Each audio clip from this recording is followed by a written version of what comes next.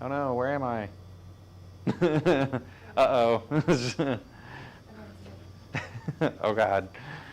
Why am I not on the screen? Ah, dang it. Oh, yeah. They probably can't even hear. Oh no, they can hear me. Hey guys, 1 second. It appears I have disappeared. We had some crazy storms. Ah, that's what it was. We had some crazy storms last night. And it reset all of our stuff. So let's see if I fix it real quick. I might show up on the screen, I might not. Let's find out. Hey, we fixed it. What's going on, everybody? So yeah, Oklahoma City, Edmond got some crazy storms last night, as well as Omaha. Thanks to all of our sponsors. You'll see them throughout this video here. But we did make a 4-star hail map yesterday across sections of the Omaha area. We also made a 3-star hail map in Oklahoma City and a 3-star wind map. Again, we got a little power blip here, and lo and behold, it resets everything, so that's fun. We got another round of storms possible today from Colorado to Oklahoma all the way through the East Coast. We'll break that down for you, and of course, everything returns again tomorrow. We're in a bit of a little more of an active pattern here for the end of June going into July. It may be super hot here in Oklahoma and Texas and other parts of the southeast, but we're still getting quite a bit of storms with tornado, hail, and wind all possible for your Thursday.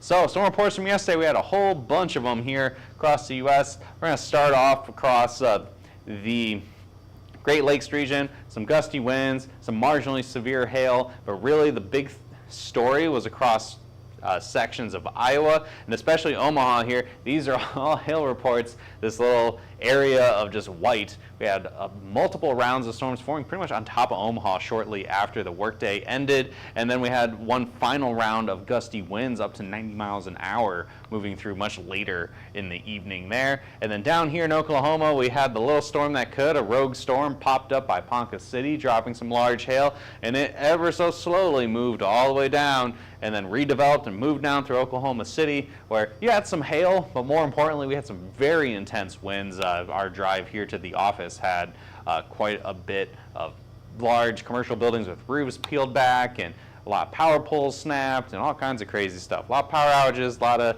wild things. Nothing too crazy here at the Hail Palace, though.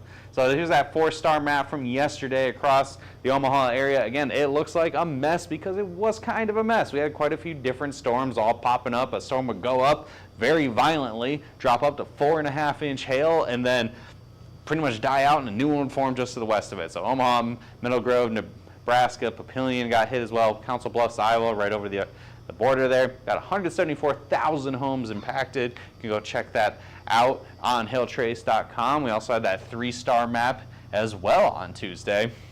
And that was later in the evening for Oklahoma City Metro, Ponca City, and Crescent. Honestly, the most impactful hail is very likely in the Ponca City area. The storm here near Edmond and by the village and stuff looked like it was pretty isolated hail, though it had up to very isolated 2-inch hail. Tennis ball size hail is your max size. I was over by Ponca City, about 71,000 homes impacted. And again, that wind event, we don't have too many wind storms on our highlights here. We got a lot of pauses, I guess. There we go. Big time storm. This ripped through Edmond, Oklahoma. We're estimating about 90-mile-an-hour winds, seeing some roofs peeled back. There was one commercial building to the east, on the eastern sides of Edmond, northeast Oklahoma City, that got completely demolished by straight line winds. Windows busted out, the roof peeled back, a lot of the exterior portions of the building destroyed. So really an intense storm. A lot of folks impacted with this. Again, gusty winds across a lot of Edmond and Oklahoma City and up by Stillwater as well. It's also a really pretty storm. A lot of the meteorology chat here at Hail Trace had a lot of fun pictures of the storm at sunset as it was moving through. So that was yesterday. Ended up being a much busier day than expected. What are they seeing right now? Well, here in the Great Lakes region, not a whole lot, just some showers and thunderstorms kind of meandering about here at the Great Lakes, getting some much needed rainfall. And then further off to the south here, this is pretty much the remnants of what all developed yesterday. I mean, we had a squall line moving through the Tulsa area, through Muskogee. Looks like some winds close to 70 miles an hour. A lot of power outages here, which is no bueno because we have some real intense heat going through this afternoon. Severe thunderstorm warning now down by the I-30 corridor already in Texas, as this is just racing south. Got a nice cold pool of air here to keep temperatures lower, to keep this squall line racing to the south. Unfortunately, the cold pool did not impact Oklahoma City. It's 87 degrees here. I think honestly the outflow from all these storms is going to keep Oklahoma City from being 105 today, but it's still hot nonetheless. Hot across a lot of the country, but we're seeing that heat building up the Front Range, and that could lead to some storms later on this afternoon. So future radar, it's a pretty zoomed out view. There's a wide area at risk, but really in terms of significant storms, I don't think there's going to be a lot to work with here. It's just going to be kind of isolated storms popping up, potentially some hail, anything that can stay isolated and stay isolated and have a solid updraft. Could see some quarter, $half size hail, maybe something like that as this races across the eastern seaboard this evening. And then also back off to the west, the more important storms, the more impactful ones are going to be forming along the Front Range this evening and moving across and then having some big storms. So the Denver area, that's going to be the more likely area of that larger hail through this evening. And we even have a chance for maybe a storm or two to form down by the Red River. Kind of similar to yesterday. If it happens and it goes big, so be it. Or it very likely may not. So that's kind of the name of the game this year. If there are big storms across portions of Texas or Oklahoma, it could have some pretty solid hail. And the significant hail model for this evening going to the overnight hours across the Front Range does show the potential for some larger hail. Nothing too wild to think if anything happens across the Front Range this evening. It'll be much similar to your average storm for the Front Range, which is storm goes up, drops a metric ton of hail, ranging from P to maybe about $half size. I don't think we're going to see what we saw at the end of May with like the crazy baseballs or anything like that. Didn't really show anything on the East Coast because it'd probably be isolated quarters, if anything. I think 2-inch hail is going to be your maximum hail size today, and I bet that'll very likely be somewhere in northeastern Colorado in Little Hail Alley here, where it seems like no matter what we do, we're able to get some pretty big hail. So again, across the U.S., this is a pretty blanket swath of quarter to $half size hail with a real focus here of the biggest hail being along the Front Range. I think storms will get their act together likely east of the I-25 corridor, though it's a moderate chance that we do see some hail of at least 1 inch in diameter somewhere in the Denver metro this afternoon and evening. Yuma, Colorado got that low chance, and if there's hail, it could be pretty big. Oklahoma City could see some storms again, though, with the outflow boundary from the storms this morning. It's probably getting lower and lower, honestly. And then off to the east here, you have that moderate chance, maybe some quarter-size hail. You'll get at least some storms in Philadelphia.